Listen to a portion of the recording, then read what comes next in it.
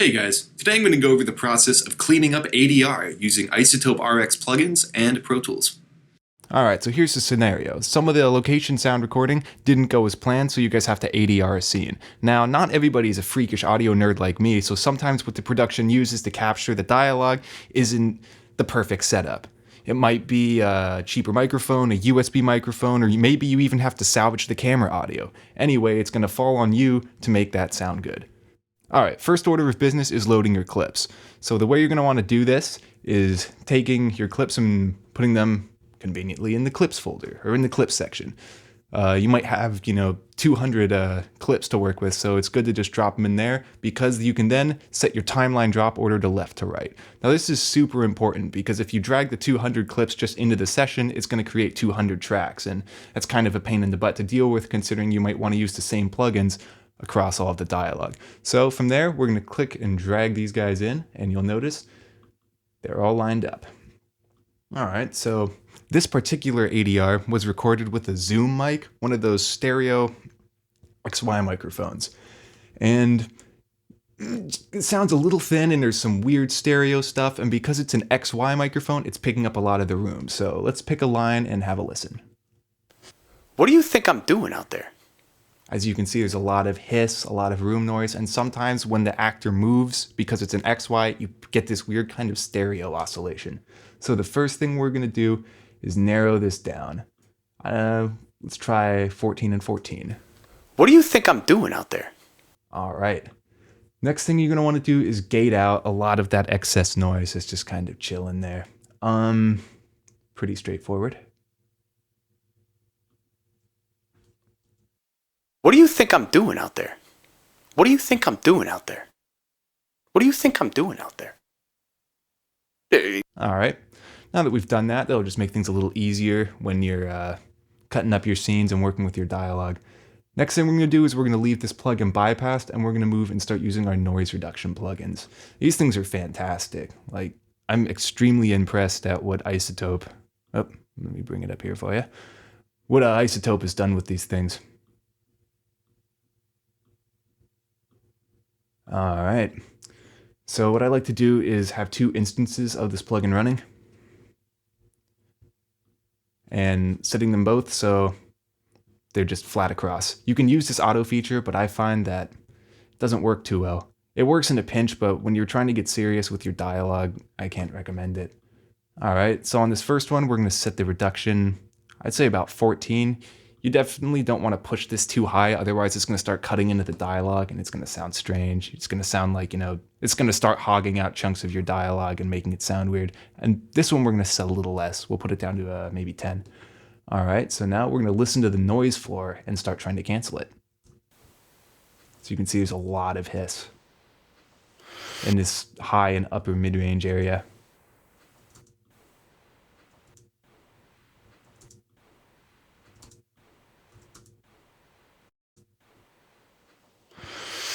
All right, now let's hear that in conjunction with the dialogue.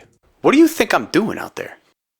Let's see, it's definitely coming in a little hot too, so we're gonna... What do you think I'm doing out there?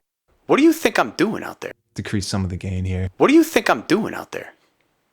What do you think I'm doing out there? Don't want to be clipping these plugins. All right. What do you think I'm doing? So already that sounds better. We're gonna continue and try to get some more of that kind of room tone that you hear in there out of there. What do you think I'm doing out there? What do you think I'm doing out there? What do you think I'm doing out there? What do you think I'm doing out there? It's a little annoying that I'm playing it over and over again, but that's kind of the nature of the job when you're correcting these dialogue lines. What do you think I'm doing out there? What do you think I'm doing out there? All right, it's starting to sound a lot better. We bypass both of these, we'll notice. What do you think I'm doing? We've reduced a lot of noise. All right, let's get all the noise reduction tools back on. What do you think I'm doing out there? What do you think I'm doing out there? That's sounding good.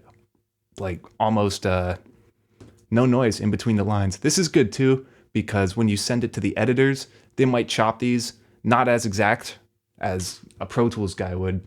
They might not be going down to the millisecond level, so... What do you think I'm doing out there? Having silence on either end of these clips is really important, and when it hits the main film and the main mix, it'll just sound a lot cleaner. All right, next thing we're going to want to do is use some EQ, both additive and subtractive, to reduce that kind of nasal sound that these XY mics have. or that the camera mic might have, and also adding some bass into the low end of the voice that's naturally present. So let's go about doing that. What do you think I'm doing? What do you think I'm doing? What do you think I'm What do you think I'm doing out? What do you think I'm doing out there? What do you think I'm doing out there? What do you think I'm doing out there? What do you think I'm doing? What do you think I'm doing out? And there you hear that, What do you think I'm doing out there? how it's very, very sharp frequency. That's a kind of a good key, or good way to let yourself know that those are some ugly frequencies you probably want to remove. When you're moving the peak around, if you run across a frequency that sounds really grating and like has that kind of a harsh overtone to it, it's usually good to move it out of the mix. What do you think I'm doing out there? Next, with the additive EQ, you kind of want to isolate. This will be different for every actor because everybody's voice is a little different. I sometimes find with female actresses, you have to move this up a little more to catch the natural bass of their voice, but definitely move this around. And this will be different for everybody, so it's important. You can't just do a one-size-fits-all here. What do you think I'm doing out there? What do you think I'm doing out there? For instance, on my friend Mike's voice here, this is where the natural bass sort of lives. So we're going to boost here. What do you think I'm doing out there? And when you're working with these XY mics that don't have a lot of bass or camera mics, don't be afraid to get a little drastic with these EQ moves, because in the end, what your director wants is for the voice to sound natural, and how you achieved it and whether you broke some mixing rules doesn't really matter. What do you think I'm doing out there? Definitely make sure you're using your the gain, balancing out your gain, and not clipping your plugins, though. That is important. What do you think I'm doing out there? What do you think I'm doing out there? What do you think I'm doing out there? Sometimes I like to go in and add a little boost around 8K to kind of capture. What do you think I'm doing out? What do you think I'm doing out there? Kind of the sibilance. What do you think I'm doing out there?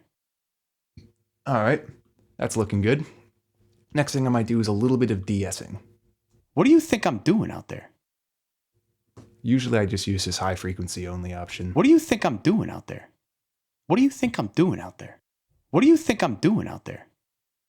What do you think I'm doing out there? What do you think I'm doing out there? All right. Next step, I'd like to add a second round of EQ, depending on the source material. If this was recorded with a mic that had more bass response and we didn't need to tweak it as much, we might be able to get away with one EQ.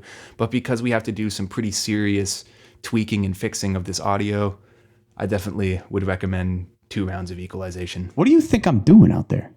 What do you think I'm doing out there? What do you think I'm doing out there? What do you think I'm doing out there? What do you think I'm doing out there? What do you think I'm doing out there? What do you think I'm doing out there? What do you think I'm doing out there?